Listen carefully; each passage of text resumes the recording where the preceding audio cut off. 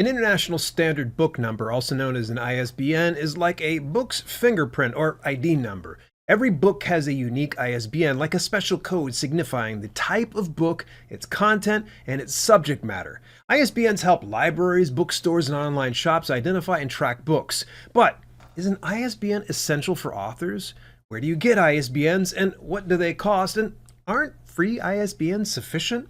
Let's explore ISBNs a bit more so you have a better grasp on the importance of ISBNs for your books.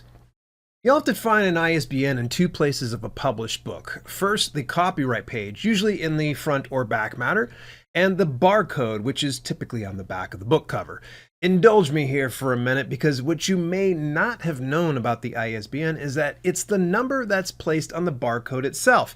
The sequence of numbers has a deeper meaning, revealing a lot about the title it's attached to. The first three numbers of this product indicate it's a book with a 978 or 979, as opposed to being a box of cereal or musical instrument. The next number identifies the country or language group. For instance, 0 or 1 signifies an English-speaking region, or 3 represents a German-speaking region. The next 6 numbers are the publisher number. Larger publishers have shorter codes, whereas smaller presses or indie pubs will have a longer sequence. The following 2 numbers identify the title, edition, and format. Check digit is the last number derived through a specific formula verifying the accuracy of the entire number.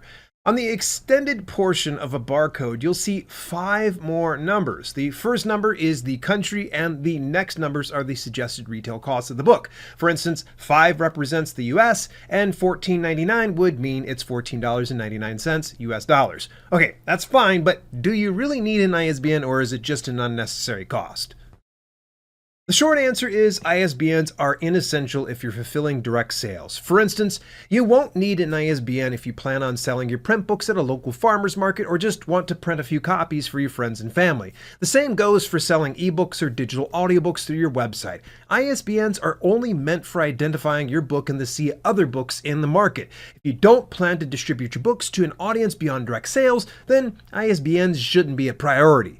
Should you plan to distribute your book through any online retailer, you will need an ISBN, but the requirements vary per publication type. For instance, you absolutely need an ISBN for print editions like hardcover or paperback. However, if you're leveraging Amazon Kindle Direct Publishing, also known as KDP, for your ebook, an ISBN is nice to have, but not mandatory. Amazon will assign an ASIN, an Amazon Standard Identification Number that is, to your ebook anyway. Side note, the hardcover and paperback editions need different ISBNs since they are different publication types.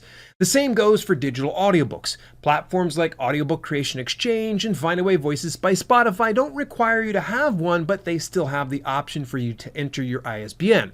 For places beyond Amazon, though, you'll need an ISBN, and those companies will typically furnish you with a free one. However, you do not own the free ISBNs, despite what you'd expect based on the cost. The platform is merely furnishing you with the ISBN. Meanwhile, the publisher of record is the platform, not you. If you use the free assigned ISBN through KDP, you'll see independently published in the product details on Amazon. Take a closer look at the anatomy of the ISBN, you'll see Amazon owns it. This means you can't take this ISBN anywhere off the Amazon platform. The same goes for free ISBNs through Drafted Digital, Lulu, Ingram Spark, Publish Drive, and more. They're removing the friction of having to pay for an ISBN, but in return, you can't take that number elsewhere. Think of it like this. If I invited you over to cook dinner at my place, I'd give you the option to use my cookware or bring your own. When you leave, you can take your food and any cookware you own, but leave my property behind. Can you use all the self-publishing platforms at the same time while using a free ISBN from each? Sure, but make sure you're not publishing your book to the same platform twice, because that'll create market confusion with multiple iterations of the same book with a different ISBN. Now, one last noteworthy point to highlight is how new editions of a book could use a new ISBN. For instance, should you have a book that needs an overhaul or an update that's a significant change from the original, a new ISBN would be worth considering. To be clear, you don't need a new ISBN for every platform you publish on if you own your own ISBN.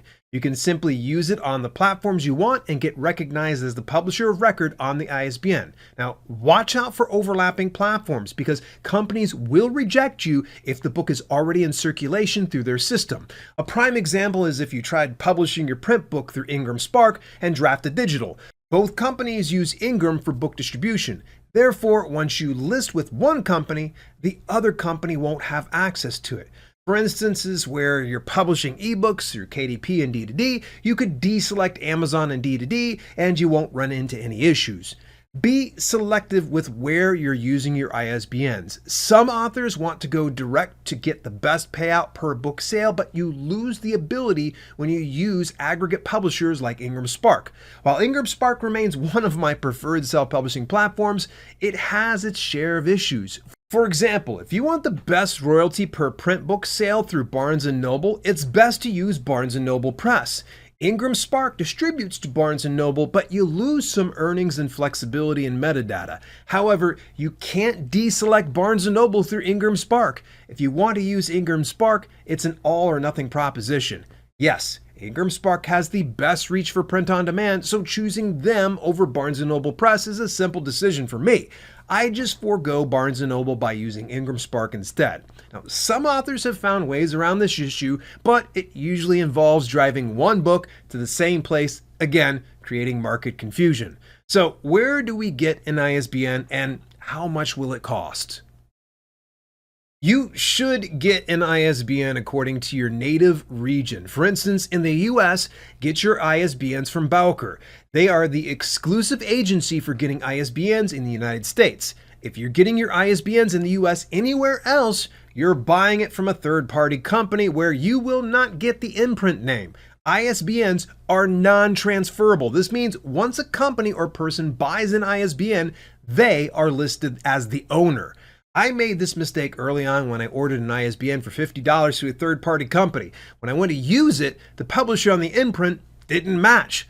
I discovered I had to list the third-party company, making the ISBN purchase pointless since I wanted to have my name on the imprint, not theirs. Now, every region has a uniquely exclusive agency for ISBN registration. For instance, Australia also works with Barcode and the UK works with Nielsen. To find your region's agency, visit the site for the International ISBN Agency. They'll provide you with where you need to go, including the web address, the physical address, and the phone number, among other details. Now, choosing your region-specific ISBN agency makes all the difference because you could get a better cost than we do in the United States. Now, right now, Barcode charges $125 per ISBN, but gives discounts for bulk orders. The largest bulk order you can make is $1,500 for 1,000 ISBNs. Though that's a rather high price, you're getting each ISBN for $1.50 versus $125. Now, they have bulk options in smaller quantities if you don't need that many ISBNs. To get 100 ISBNs, it's about $575 or about $5.75 a piece. Now, just as a heads up, places like Barcode sell other items and services, but don't be quick to buy it. Barcode offers special packages of ISBNs and barcodes. However, you can make your own barcode through Kindlepreneur's free barcode generator at dalelinks.com/barcode. It's free. There's no catch. Now, for me, I don't like to hassle with all these expenses adding up. Since I'll be in this business for the next several decades, grabbing the largest package made the most sense to me. Now, I have the freedom to publish whatever I want without the constraints of getting nickeled and dimed to death by exorbitant ISBN costs. Now, to get set up, I just visited Barcode.com, then selected the Authors tab. I clicked on Learn More under the United States option, then hit the Order ISBN button. I selected the 1,000 ISBNs, then registered an account with myidentifiers.com. Side note, even though you're going through Barcode, you're technically going to be working through myidentifiers.com. After that, I filled out the profile with all the relevant information, including my actual name and not a pen name, the street address for my business, the phone number, the user email, the password, the organization type, the company name, and the website. A common question I get is what authors should use for a company name. Sadly, I'm not qualified to tell you what works best for you. Some authors use their given name, though I wouldn't recommend it. A bookstore manager might be hesitant about ordering your book if it's got some random name on it. Is it a deal breaker? Some would argue it is, but I don't have irrefutable proof of that since it'll vary from one retailer to the next. Now, for me, I registered a limited liability company or an LLC for the work I do online. I could set up a DBA for my publishing business, but I use the LLC's name on the imprint instead. Does this work for everyone? No. Now, that's why I recommend getting with a savvy business attorney who could better guide you through the right steps according to your goals and your budget.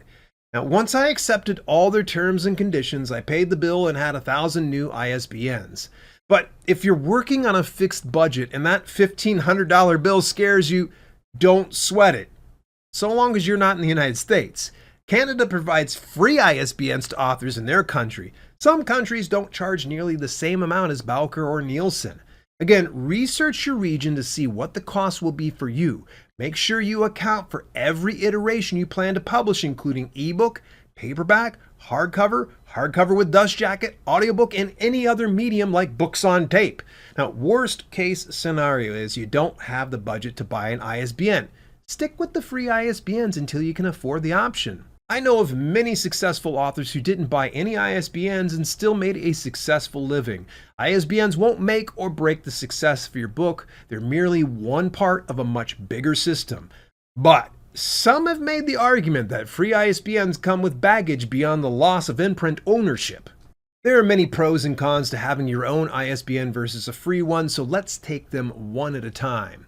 The pros of having free ISBNs include spending no money, not worrying about having to fuss over registering a business, and it's a simple button click to get one.